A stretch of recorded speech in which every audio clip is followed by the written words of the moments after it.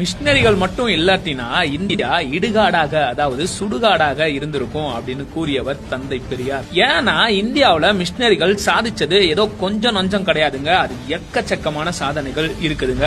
Penney quick அப்படின்ற machinery முல்லை பெரியார் அணைய கட்டினாருங்க. சீடிஸ்டட் போன்ற மிஷினரிகள் தேயிலை செடிகளை கொண்டு வந்து தேயிலை தோட்டங்களை உருவாக்குனாங்க. மிஷினரி கிரகாம் ஸ்டைன்ஸ் யாருமே தொடாத குஷ்டரோகிகளை தொட்டு பராமரிச்சாருங்க. Robert De Nobili, Veeramamunivar, Peter Percival, collector Ellis துரை, G U. Pope Iyer, Johann Philipp, Ziegenbalg இவங்க எல்லாம் தமிழ் மொழியோட பாதுகாப்புக்காகவும் அதனோட பெருமையை உலகறிய செய்யவும் அரும்பாடுபட்டு இருக்கிறாங்க. மிஷினரி ராணியஸ் சிறை கைதிகளுக்குன்னு நல்வாழ்க்கைய உருவாக்குனாருங்க.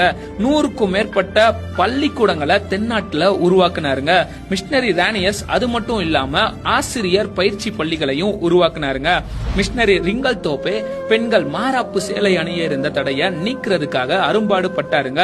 தாழ்த்தப்பட்ட மக்கள் உயர வழிவகை செய்தாருங்க மிஷினரி ரிங்கல் தோப்பே. அடுத்ததா மிஷினரி வில்லியம் கேரி சதி என்னும் உடன்கட்டை ஏறும் கொடிய பழக்கத்தை ஒழிக்க பாடுபட்டாருங்க.